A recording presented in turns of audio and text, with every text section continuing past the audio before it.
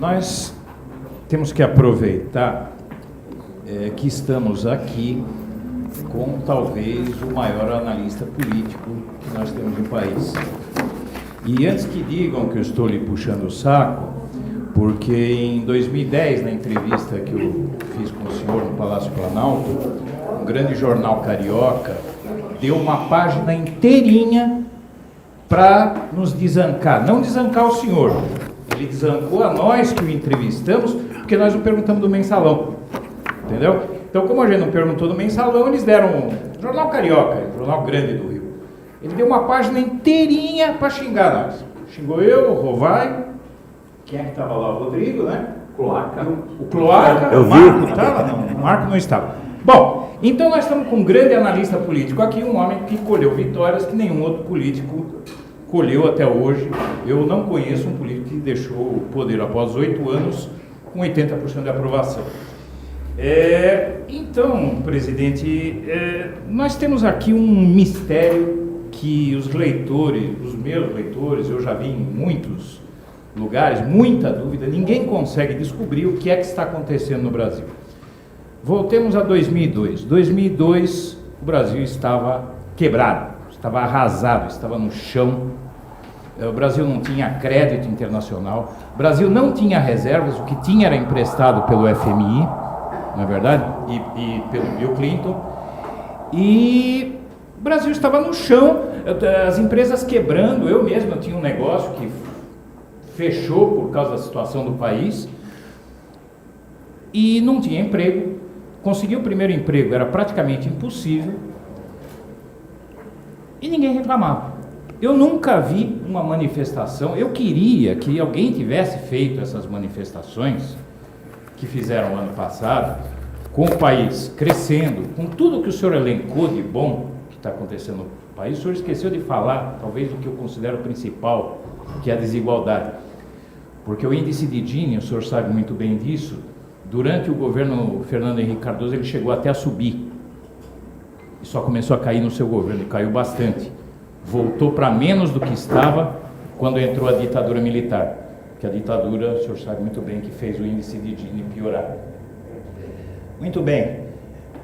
Ao mesmo tempo, eles foram, essas massas de jovens para a rua. Eu moro ali no pé da Avenida Paulista, então eu presenciei todas as manifestações, chegava lá, abaixo Lula, abaixo Dilma, e abaixo a PEC, numa PEC qualquer lá, que era até uma coisa necessária, o pessoal nem sabia o que era, mas estava com a placa, abaixo a PEC. E eu vi que aquilo ali não tinha uma significação, não tinha uma demanda definida, era estar na rua por estar na rua. Eu vi as amigas da minha filha lá mandando SMS, que roupa você vai na manifestação, tal, aquela coisa, sabe? Bem, virou quase uma discoteca aquilo ali. Muito bem, quando o Brasil estava morrendo, não ia ninguém para a rua. Aí, agora, há pouco tempo, eu participo de uma marcha pedindo a volta da ditadura militar. Falaram que tinha 500 pessoas, tinha bem mais, viu, presidente? Tinha bem mais de 500 pessoas lá. Eu diria, eu fui no meio daquela gente lá, eu diria que tinha umas 1.500 pessoas. Mas o problema não são as pessoas que estavam na manifestação, presidente. São as pessoas que estavam na internet defendendo aquilo. Então a gente vê um estado de ânimo hoje no país. A Folha de São Paulo fez uma pesquisa nesse fim de semana, onde ela começa perguntando, na 14ª pergunta, começa perguntando para o entrevistado se ele tem vergonha do Brasil. E eu me perguntei, meu Deus, o Brasil não invadiu nenhum país para roubar petróleo, matar criança e mulher pobre e roubar petróleo. O Brasil não cometeu nenhuma atrocidade para a gente ter vergonha, a gente pode não estar satisfeito com o Brasil. Diante disso, o senhor fala de complexo de vira-lata, que a gente tinha complexo de vira-lata, e talvez que não tenha mais, mas pelo contrário, eu vejo que o complexo de vira-lata está em alta. Aquelas manifestações do ano passado nada mais foram do que um gigantesco complexo de vira-lata, de massas, porque dizendo que estava tudo ruim, tudo uma droga, o país está arrasado. E aí a gente vê na mídia que hoje 55% dizem que a Copa do Mundo vai prejudicar mais o Brasil do que ajudar. Isso pesquisa a Folha de São Paulo, até onde a gente queira acreditar na pesquisa do Datafolha, dizendo que saiu hoje dizendo que 55% acham que a Copa vai prejudicar o Brasil.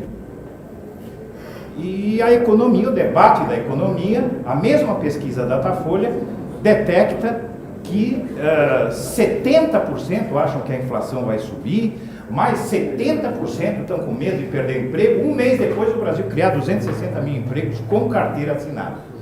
Presidente, como analista político, talvez o maior que exista no Brasil, pelo menos pelos seus feitos, até os seus adversários reconhecem as suas qualidades como analista político.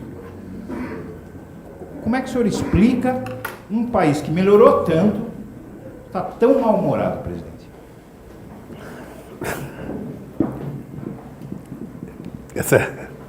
Eu de vez em quando as pessoas falam assim para mim, o Brasil está sem humor. Eu falo, não é só o Brasil que está sem humor, os programas de humor estão sem humor.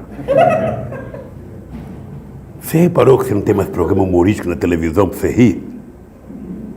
Está tudo muito... Então é um país que você não pode contar piada, um país que acabou o humor na televisão, nem humor no rádio tem mais, antigamente tinha tudo, né?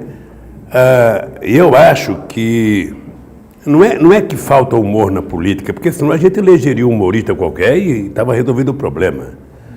O problema é que nós estamos sendo conduzidos por uma massa feroz de informações deformadas que vai criando, sabe, o imaginário e vai formando a cabeça das pessoas. Tá? Eu, sábado passado, faz 15 dias eu fui jantar na casa de um companheiro. E na casa desse companheiro tinha um menino de 20 anos de idade e tinha um menino de 17 anos de idade, filho e sobrinho. E eu estava na mesa conversando com eles e eu comecei a me dar conta do seguinte: há 11 anos atrás, quando eu fui eleito, esse menino de 20 tinha só 9 anos. O de 17 tinha só 6 anos de idade. Quando eu deixei a presidência em 2010, o de 20 tinha 16. E o de 17 tinha 13. Eu me dei conta que essa meninada não tem obrigação de saber o que eu fiz. E se ele for ver o que nós fizemos pela imprensa, ele está totalmente desinformado. Porque eu fico pensando que se a imprensa, nos seus editoriais, sabe, batesse no governo, discordasse, seria ótimo. Minha opinião está lá, ó, opinião da direção. Devia colocar logo a cara do diretor para a gente ver quem é o diretor. Ele nunca tem coragem de colocar a cara do diretor que faz do editorial para a gente saber quem é que está fazendo editorial. E na cobertura normal que fosse um pouco mais sério, um pouco, eu diria, mais neutro, sabe, na cobertura.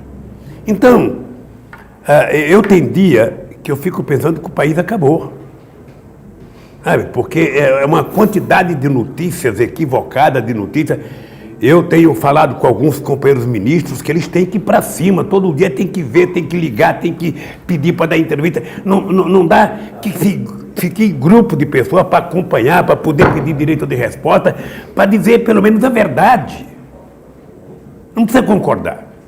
Então, eu me dei conta de que esse mau humor é uma quantidade. Eu recebo hoje mais gente do que eu recebia quando era presidente. Sabe, recebo mais gente do movimento social, do movimento sindical, mais empresário, converso com muita gente, sabe? Muito mais solto do que antigamente, ou seja, existe esse mau humor. É inacreditável. O Delfim escreve muito sobre isso. Ou seja, a percepção negativa é pior do que o mundo real. E todo mundo sério percebe isso. Tá?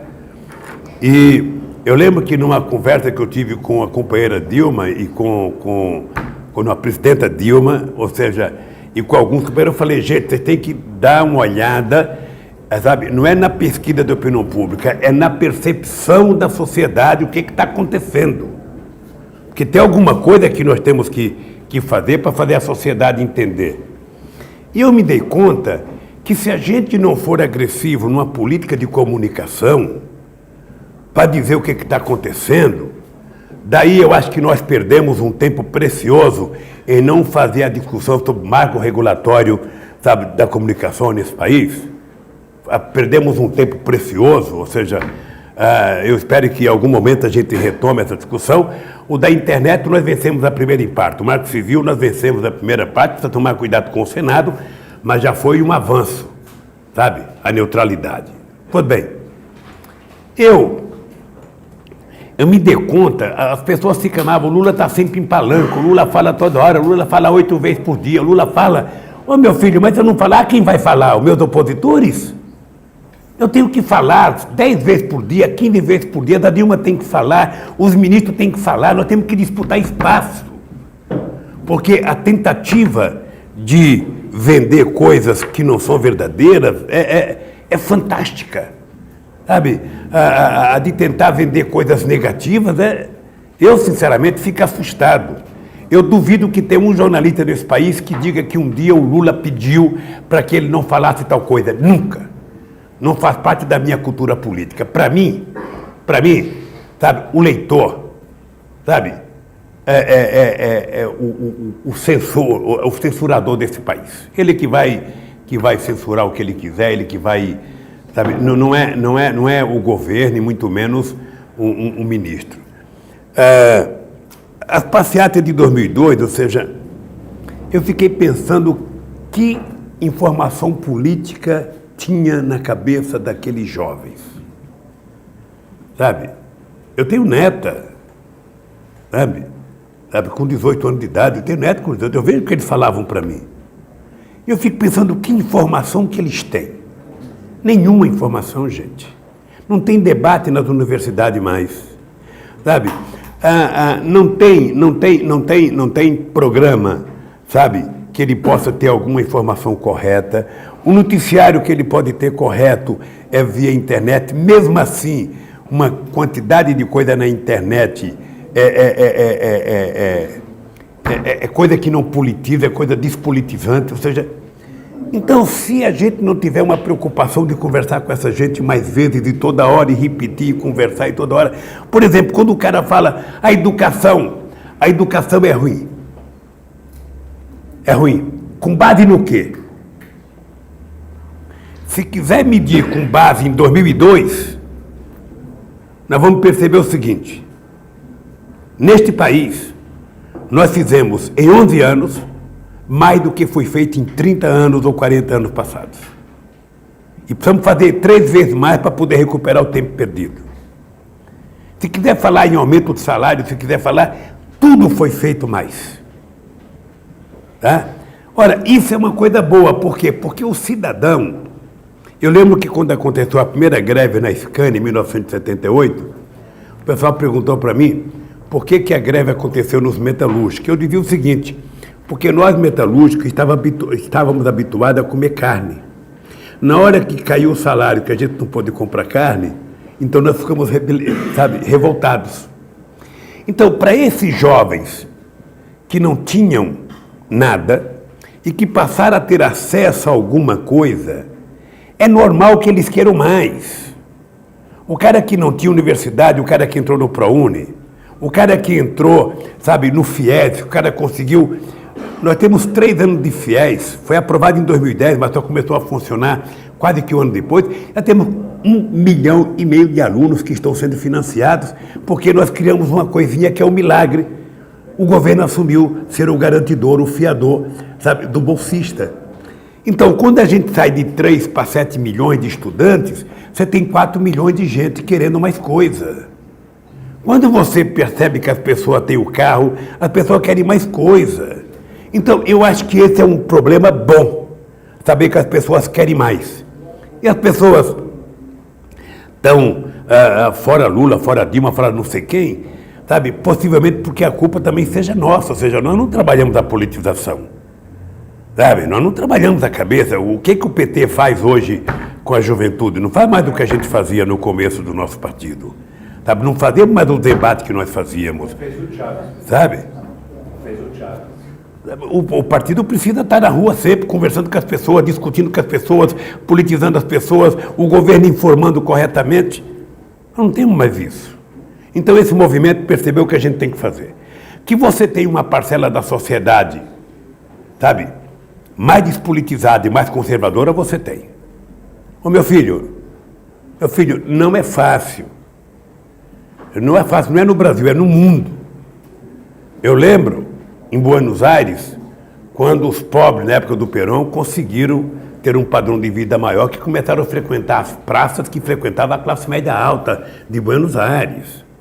Eu lembro quando Adhemar de Barros, em 1948, tentou fazer uma escola em Sertãozinho, igual a Dom Pedro II, que tinha em Ribeirão Preto, a elite revoltou, vai fazer escola numa cidadezinha igual a nossa? Não.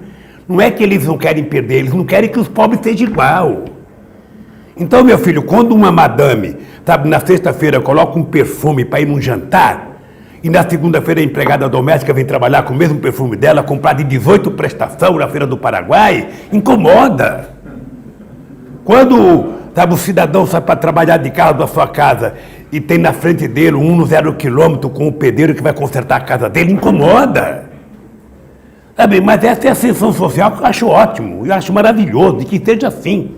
Tem gente que não gosta, mas o mundo é assim. E eu digo sempre o seguinte, olha, nós não temos que ficar, nós sempre vamos ter inimigo. Olha, eu para criar o PT, eu fui chamado de comunista, fui chamado de agente da CIA, fui chamado do que quiser. Eu depois não podia votar no PT porque eu tinha barba, sabe? As mesmas pessoas que ficavam adorando o Cristo porque tinha barba, sabe? Me odiavam porque eu tinha barba. Depois não gostava da bandeira vermelha do PT, depois não gostava da estrela do PT, depois não gostava porque eu tinha voz rouca. Puta, foram 20 anos de vencimento de obstáculo. Perder eleição para governador, 3 eleições para presidente da República, até para ganhar.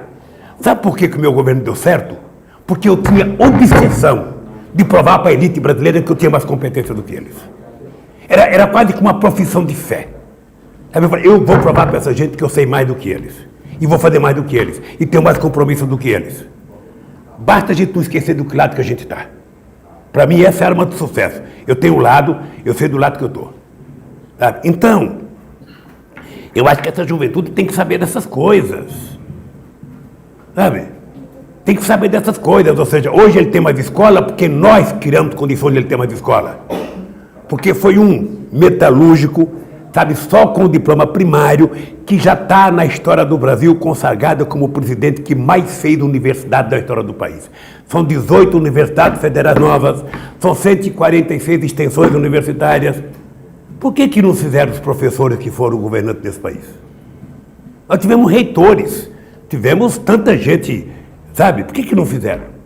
Porque certamente ele já tinha estudado e não estava preocupado com quem não tinha estudado. Então, se a gente não falar isso para a juventude, se a gente não disser para a juventude, qual o país do mundo que distribui a quantidade de remédio gratuito que esse país distribui? Quantas pessoas têm informação, sabe, de um programa chamado Farmácia Popular? Quantas pessoas têm informação de um programa chamado Aqui Tem Farmácia Popular, que já são quase 26 mil no Brasil? Em qualquer farmácia que você entrar, que tiver uma plaquinha escrita que tem farmácia popular, você pode comprar um determinado tipo de remédio para hipertensão, para diabetes, sabe? Pagando apenas 10% do valor do remédio. E ninguém te pede carteira profissional para saber quanto você ganha. Pode ser o Roberto Setúbal ou pode ser você. Vai pagar. Isso já apareceu alguma vez na televisão? Não. Quem é que fala que um programa Brasil Sorridente que nós fizemos para consertar a boca de pobre desse país que não consegue rir porque depois de 18 anos já não tem dente? Só o ano passado foram colocadas 450 mil próteses na boca dessas pessoas. Para um granfino pode parecer pouco e desnecessário, mas para um pobre poder voltar a comer uma castanha de caju, um amendoim ou mastigar uma carne, é uma revolução. Quantas vezes nós fomos criticados por causa que criamos um programa Luz para Todos, a outra vez esse Lula vai governar para os pobres. O que interessa a Luz para Todos se eu já tenho luz? Ele já tem, mas o pobre não tem. Nós atendemos quase 3 milhões e 300 mil residências, fazendo quase 15 milhões de pessoas. O que aconteceu quando chegou Luz para Todos, Eduardo? Quando chegou Luz para Todos, 80% compraram televisor, 79% compraram geladeira, compraram ventilador, compraram tudo. Ou seja, no fundo, um programa Sabe quanto foi utilizado? Quase 20 bilhões. Alguns dizem que foi gasto. O Lula gastou 20 bilhões. Não, eu investi 20 bilhões. Eu investi 20 bilhões para que esse cidadão que mora no mais longínquo sertão desse país, lá na Amazônia, tivesse direito a ter um bico de luz, a ver um canal de televisão. Até para ver os caras falando mal de mim, não tem problema. Sabe? Mas isso aconteceu, então isso incomoda muito. Então, quando eu vi vocês serem criticados depois daquela entrevista comigo, porque eles queriam que vocês despejassem na entrevista comigo o ódio que eles despejaram. Vocês estão lembrados quando o Bial foi me entrevistar no Palácio? A agressividade que ele teve comigo? Eu poderia ter sido agressivo com ele e ter levantado e falado, cai fora do meu gabinete. Não. Eu falei, eu vou mostrar para esse cidadão que educação a gente não aprende na escola, a gente aprende no berço. E eu vou fazer E fiquei lá. Tá? E o que deu na opinião pública é que foi a minha tranquilidade, a minha calma, sabe, que fez com que as pessoas gostassem da entrevista. Então, eu percebi, sabe, olha, eu não faço julgamento das pessoas, mas vocês todos são mais novos do que eu. Eu tenho 68 anos de idade. Eu espero viver um tempo suficiente, porque eu acho que a história do Mensalão vai ser recontada nesse país. E se eu puder, vou ajudar que ela seja recontada. Não vou fazer julgamento de ninguém. Eu só quero que a verdade venha à tona. Porque não é possível. Sabe? Não é possível que de 513 deputados ninguém tenha pegado ninguém que recebeu mensalidade. Sabe? Há muita controvérsia sobre a história do dinheiro público, que até agora não apareceu. Sabe? Então, como eu não quero ficar julgando ninguém de forma precipitada, eu acho que, sabe, tem que deixar a poeira abaixar e começar a contar. Sabe, eu assisti eu tive o prazer de assistir o discurso do Fidel Castro, fazendo autocrítica quando caiu o Muro de Berlim. E ele dizia assim, que nós, cubanos, sabe, cometemos um erro porque ficamos ensinando a história, sabe, da Rússia, quando deveríamos ter ensinado um pouco a história da América Latina. Nós ficamos, sabe, admirando heróis que hoje não são mais heróis e ficamos odiando bandidos que hoje não são mais bandidos. Eu achei fantástico o Fidel ter dito aquilo e eu acho que o tempo é bom por isso. O tempo vai se encarregar de colocando as coisas nos eixos, sabe? E vocês não imaginam como eu tenho curiosidade de saber o seguinte, como é que uma CPI que começou por conta de uma fraude de R$3 mil no Correio terminou no Mensalão? Sabe? Então eu acho que nós temos que remontar essa história, contar ela bem direitinho, fazer, pesquisar, sem pressa, sem tempo, porque eu acho que nós, neste país, vamos ter que mostrar qual foi o papel da imprensa. Porque eu cansei de ver algumas pessoas dizer foi a maior corrupção da história do país. Sem dizer o montante. E depois, quando a gente vê a sonegação de impostos que alguns fizeram, é 10 vezes maior do que o montante que ele diz que foi a maior corrupção do país.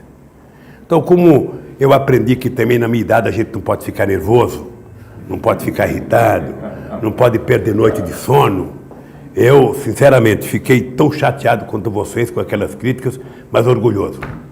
Porque as críticas que eles fizeram a vocês era o incômodo que eles ficaram de saber que nem todo mundo era igual a eles. Tá? Então eu acho que isso deve ter sido motivo de orgulho para vocês. Porque eu acho que, sabe, essa volta à passeata, sabe, Marcha com Deus pela Liberdade, sabe, versão 2014, sabe, isso é uma bobagem minoritária. Eu acho que a população brasileira não quer isso. As pesquisas, vocês sabem que depende da pergunta, você pode induzir para mais ou para menos aquele negócio todo. O que eu acho que incomoda eles demais é o seguinte, é saber, sabe, que eu estou vivo. Sabe? Isso incomoda, sabe? Eu estou vivo com muito mais vontade de brigar, com muito mais vontade. Vou começar agora a viajar ao Brasil com a Dilma, sabe? E acho que já cumpri com a minha tarefa de silêncio profundo, sabe, de deixar a Dilma governar o país sem ficar me intrometendo, porque é mais fácil ser palpiteiro do que governante, mas eu acho que agora, acho que meus palpites podem até ajudar a gente a ganhar as eleições. Então eu estou aí, sabe, motivado e disposto a não baixar a cabeça, sabe, porque eu aprendi com a minha mãe, andar de cabeça baixa não resolve o problema de ninguém. Se você baixou a cabeça, eles colocam uma cangaia em cima, aí você fica o resto da vida, sabe, de cabeça baixa. Eu não nasci para isso, sabe? Não nasci para isso e estou disposto a continuar, sabe, defendendo o meu país. Eu sinceramente, um dia desse eu falei para o Guido Mantega, Guido, você tem que ter uma equipe de alerta. Todo dia que sair uma mentira na economia, você tem que responder imediatamente. Sabe? Assim, se numa semana não der tempo para você, a Dilma tem que colocar você em rede. Já que a gente não tem espaço, vamos disputar na rede. Entre rede nacional, fala 8 minutos, 9 minutos. Achava que eu falava demais? Ótimo.